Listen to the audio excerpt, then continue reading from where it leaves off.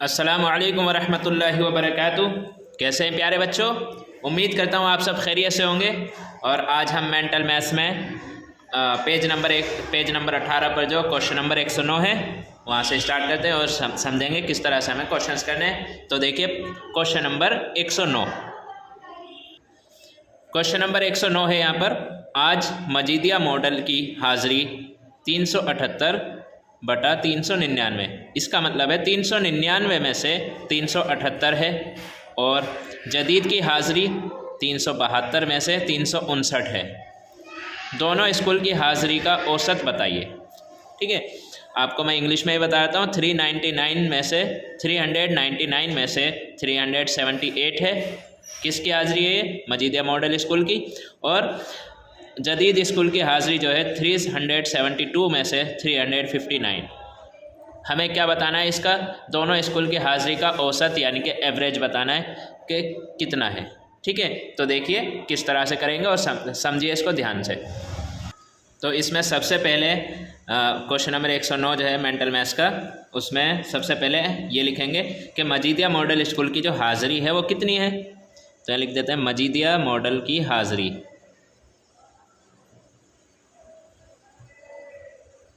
मजीदिया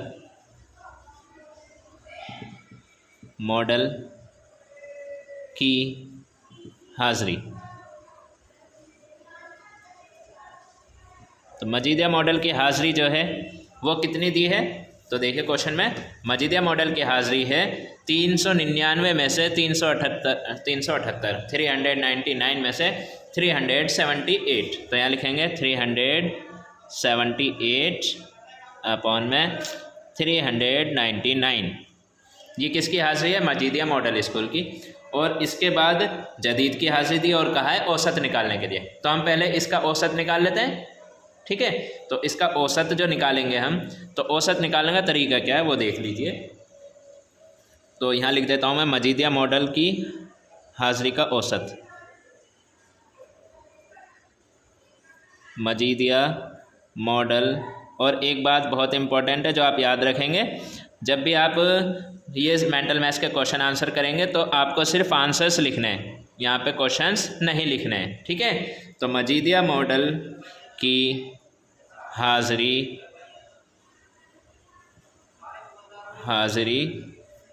का औसत।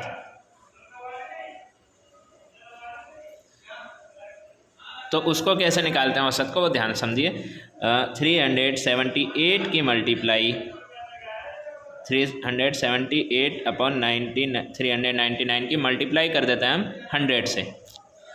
जब इसकी 100 से मल्टीप्लाई कर देंगे, 100 से जब मल्टीप्लाई कर देंगे तो नंबर कितना आ जाएगा यहाँ पर? 337,800 और अपॉन में 399। देखिए ये कैसा है, जब किसी नंबर के जो एक नंबर लिखा होता है, कोई भी एक नंबर, जैसे यहाँ पर 100 लिखा है तो इसके नीचे 1 होता है, हमेशा 1 होता है, उसको लिखते नहीं है। ठीक है, और इस जब मल्टीप्लाई का साइन होता है बीच में तो सामने वाले नंबर के सामने वाले से मल्टीप्लाई कर देते हैं। तो इसकी हमने मल्टीप्लाई की 100 से, तो ये आ गया 37,800। और 399 की मल्टीप्लाई 1 से करेंगे तो कितना आएगा? 399। वापस वही नंबर आ जाएगा। ठीक है, तो 1 दिखाने की ज़रूरत नहीं है आपको, 1 लिखने की यहाँ पर ज़रूरत नहीं है। ओके, तो यहाँ देखिए इसकी मल्टीप्लाई कैसे की हमने। जब भी ज़ीरो वाले नंबर्स की मल्टीप्लाई होती है तो जो नंबर लिखा हुआ है ना उसको वैसे ही लिख दो, और जितने ज़ीरो लिखे हुए हैं उतने ही ज़ीरो उसके आगे लगा दो, तो मल्टीप्लाई हो जाती है आसानी से। ठीक है, अब इसके आगे देखिए, हमें जो है इसमें क्वेश्चन में इस नंबर से 399 से इस पूरे नंबर को क्या करना है? डिवाइड करना है। ठीक है, तो आप जब इसको डिवाइड करेंगे तो डिवाइड कैसे करना है आप सभी को पता होगा। डिवाइड जो करते हैं, मैं आपको जो है रफली करके दिखाता हूँ। देखिए ये इस तरह से नंबर लिखा हुआ है 37,800 और अपॉन में लिख रहा है 399। तो जब भी इस तरह का नंबर आता है तो हम करते हैं 399 को बाहर की तरफ लिखते हैं और डिवाइड में लिख देते हैं जो ऊपर वाला नंबर होता है उसको। तो 37800 हमने ऊपर लिख दिया, अंदर लिख दिया, और इससे इसको डिवाइड करेंगे। अब हमें इतना बड़ा तो टेबल याद होता नहीं है। ठीक है, तो आसानी से क्या करेंगे, नॉर्मली इसको डिवाइड ही करना होता है, बट ये थोड़ा सा टफ क्वेश्चन है तो इसको मैंने यहाँ पर आपकी आसानी के लिए यहाँ पर मैंने टेबल भी लिख दिया है इसका। 399 का जो टेबल है यहाँ पर लिखा हुआ है, तो हमें यहाँ जो नंबर लिखा हुआ है 378, ये तो छोटा है इससे 399 से, तो हम कितना लेंगे 3780। यहाँ तक का नंबर जो लेंगे उसके देखेंगे कि ये 399 के टेबल में आता है या नहीं। तो यहाँ पर लिखा है 378, तो देखिए 378, यहाँ पर 3591, ये इससे छोटा है 378 से, और कितनी बार है ये 9 टाइम है। ठीक है, तो यहाँ लिखेंगे 9, 399 9 सा 3591, 3591, ये हमने इसको डिवाइड कर दिया। अब इसके नीचे फिर लाइन खींच देंगे और इसको फिर माइनस कर देंगे, तो 10 में से 1 गया, कितना बचेंगे 9, यहाँ रहेंगे 7, एक इधर से लेंगे 17, 17 माइनस 9 तो बच गए 8। उसके बाद यहाँ से यहाँ रह गया कितना 7 था ना, एक इसको दे दिया तो 6 रह गया, तो यहाँ पर बचेगा 16 यानी कि 6 बचेगा, एक इधर से ले लेंगे, नो सॉरी इधर से लेने की ज़रूरत ही नहीं है क्योंकि यहाँ तो 5 है, तो 6 में से 5 गए 1, और यहाँ कितना बच गया कुछ भी नहीं 0। ठीक है, अब ऊपर से जो 0 रह गया उसको नीचे उतार लेंगे। अब ये कितना हो गया 1890। 1890 को इसमें देखिए टेबल में आता है क्या, 1890 नहीं आता, लेकिन इससे बड़ा नंबर 1995 है, तो इससे छोटा नंबर लेना है हमें 1596, 1596। और कितनी बार आता है ये, सॉरी ये वाला 1596, 1 2 3 4, तो यानी कि 399 4 सा 1596, और उसको फिर डिवाइड कर देंगे, सॉरी माइनस कर देंगे, तो 10 में से 6 गए 4 बच गए, और इधर 8 रह गया तो एक इधर से ले लिया, 18 में से 9 गए 9, और इधर रह गया 7, 7 में से 5 गए 2, इधर कुछ भी नहीं बचा। तो ये इतना आ गया। उसके बाद क्या करते हैं, पॉइंट लगाते हैं, और पॉइंट के बदले में हमें क्या मिलता है, एक 0 जो यहाँ पर लगा देंगे। अब ये हो गया 2940। 2940 क्या इस टेबल में आता है, नहीं आता, तो इससे छोटा नंबर जो होगा 2940 से छोटा यहाँ पर टेबल में देखिए 2793 है, तो इससे छोटा ये है, तो यहाँ पर लिख देंगे 2730। और ये कितनी बार आता है, तो 1 2 3 4 5 6 7 टाइम आता है, तो यहाँ पर 7 लिख देंगे, और उसके बाद इसको घटा देंगे। 0 में 0 0, 4 में 3 गए 1, 9 में 7 गए 2। उसके बाद यहाँ पर देखिए हमारा एक आंसर आ गया है 94.7। ये जो है इसका एक एवरेज निकल गया। ठीक है, किसका एवरेज निकल गया, इसका। देखिए अब 94.7, आप इसको आंसर को याद रखेंगे। तो देखिए यहाँ पर जो हम कर रहे थे, हमने यहाँ पर क्या किया था, जब एवरेज निकालते हैं, औसत निकालते हैं, तो 100 से मल्टीप्लाई करते हैं। 100 से मल्टीप्लाई करने पर ये आ गया था। फिर हमने क्या किया, इससे इसको डिवाइड किया, तो इससे डिवाइड करने पर कितना आया 94.7। ठीक है, यही इसका क्या होगा, एवरेज होगा, औसत होगा, यानी कि 94.7%। ठीक है, इसी तरह से अब ये तो हमने मजीदिया मॉडल स्कूल की हाजिरी निकाल ली। अब इसके बाद दूसरी देखिए, मजीदिया के बाद जदीद स्कूल की हाजिरी लिखेंगे और उसका औसत निकालेंगे। देखिए पहले हमने लिख दिया जदीद की हाजिरी। जदीद की जो हाजिरी है 372 में से 359 है, और जदीद की हाजिरी का जो औसत है वो कैसे निकालेंगे, मल्टीप्लाई कर देंगे 100 से। औसत निकालने के लिए 100 से मल्टीप्लाई करते हैं, तो जब ये औसत निकालेंगे इसका, तो इसके 100 से मल्टीप्लाई कर देंगे तो कितना आएगा 359। जैसा मैंने पहले बताया था, इस नंबर की मल्टीप्लाई इससे होगी। तो मैंने क्या किया, पहले ये नंबर जैसा था वैसे लिख दिया। क्यों लिखा, क्योंकि जब 0 वाले नंबर आते हैं तो हम ऐसे ही नंबर लिख देते हैं, और 0 को जो है जितने भी 0 आएंगे उसको उसके आगे लिख देते हैं। 2 0 थे इसमें, 2 0 हो गई मल्टीप्लाई बहुत आसानी से। उसके बाद उसके नीचे कितना है 372। अब इसके बाद जैसा हमने पिछले वीडियो में, पिछले क्वेश्चन में किया था, यानी कि इससे ऊपर किया था, मजीदिया मॉडल का औसत निकालने के लिए इस नंबर से इसको डिवाइड कर देंगे। तो जब डिवाइड कर देंगे, जैसे मैंने पहले रफ में करके दिखाया था, ऐसे ही आपको डिवाइड करना है। और डिवाइड करने के बाद जो एक आंसर आएगा वो आ जाएगा 96.5%। ठीक है, तो ये इसका औसत आ जाएगा। और देखिए यहाँ पर मजीदिया मॉडल की जो हाजिरी का औसत था 94.7 है, और जदीद की हाजिरी का औसत जो है 96.5% है। ठीक है, तो ज़्यादा किसका होगा, जदीद स्कूल की हाजिरी का औसत जो है वो ज़्यादा है। ठीक है, ओके, तो ये आपका जो है एक आंसर आ गया। क्वेश्चन नंबर 110 है, एक रस्सी के 5 टुकड़ों को जोड़ने के लिए कितनी गांठ लगानी पड़ेंगी। तो देखिए बहुत आसान क्वेश्चन है। एक रस्सी के 5 टुकड़े लेना है और उसमें कितनी गांठ लगेंगी वो देखिए कैसे होगा। तो देखिए क्वेश्चन नंबर 110, उसमें हमें 5 टुकड़े लेने हैं रस्सी के, ठीक है। मान लीजिए मैंने एक टुकड़ा ले लिया ये, और इसी में एक टुकड़ा और जोड़ दिया।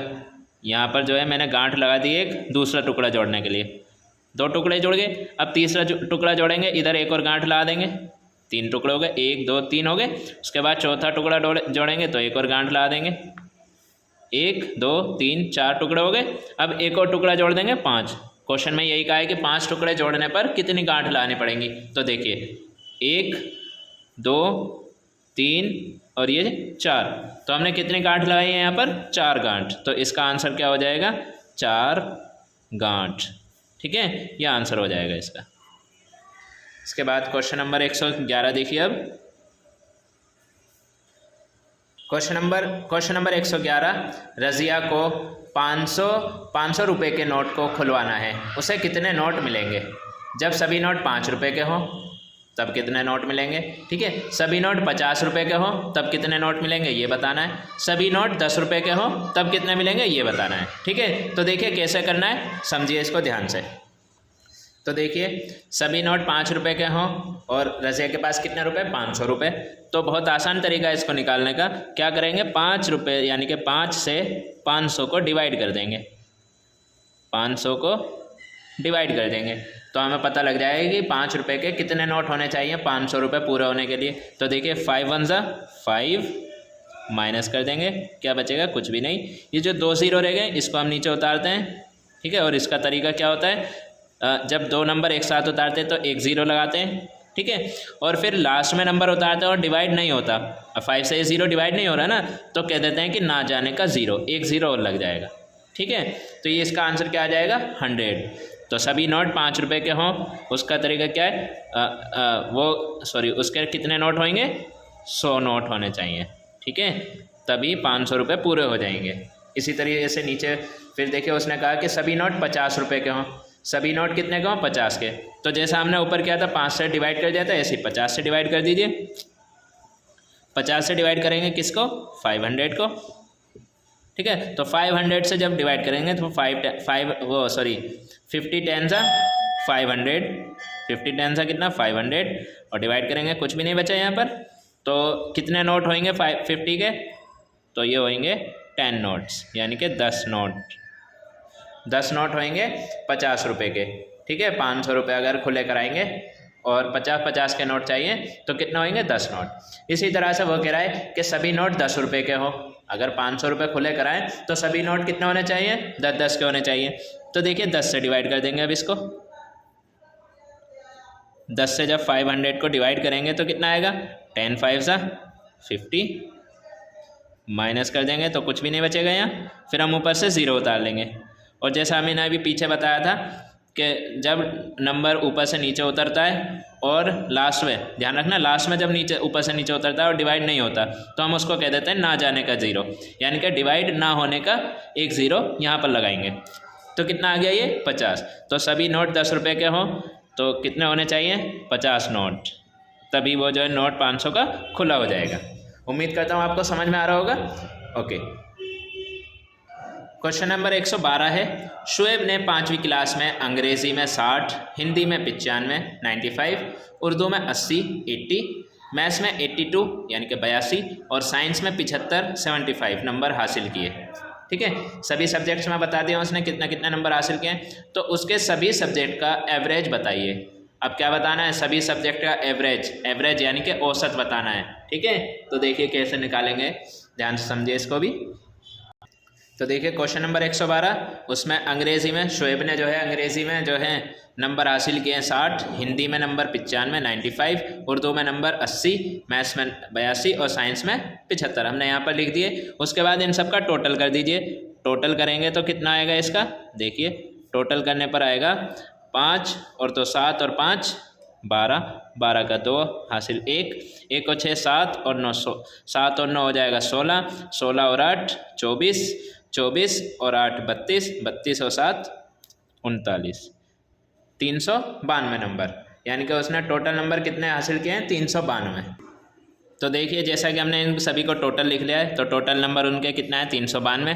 अब हमें सभी सब्जेक्ट का एवरेज बताना है। तो सभी सब्जेक्ट का एवरेज बताने के लिए एक तरीका है इसका, इन सभी सब्जेक्ट को गिन लीजिए कितने सब्जेक्ट हैं। 1 2 3 4 5 सब्जेक्ट हैं, अंग्रेज़ी, हिंदी, उर्दू, मैथ्स, साइंस। तो 5 सब्जेक्ट्स हैं, तो इसको जो है 5 से ही इसको डिवाइड कर देंगे जो टोटल नंबर्स हैं। जब इसको 5 से डिवाइड करेंगे तो 392 अंदर लिखेंगे और 5 बाहर। 5 से डिवाइड करेंगे कितना आएगा, 5 7 ज़ा 35, माइनस करेंगे 4, फिर 2 ऊपर से नीचे उतार लेंगे, फिर 5 8 ज़ा 40, फिर इसको माइनस करेंगे तो कितना बच जाएगा 2। उसके बाद करते हैं हम पॉइंट, और पॉइंट के बदले हमें मिलता है 0, जो इस नंबर के आगे लिख देते हैं। तो 5 4 ज़ा 20, और डिवाइड कर देंगे तो क्या बचेगा, कुछ भी नहीं, सॉरी माइनस कर देंगे 20 में 20 को, तो कुछ भी नहीं बचेगा। तो इसका मतलब हमारा जो एवरेज निकल के आया है 78.4। तो यहाँ पर लिख देंगे इक्वल एवरेज आ गया हमारा 78.4%। उम्मीद करता हूँ आपको ये समझ में आया होगा, और ये आपका क्वेश्चन नंबर 112 जो है ये भी कंप्लीट हो गया है। और फिर मिलते हैं इंशाल्लाह नेक्स्ट वीडियो में। अस्सलाम वालेकुम।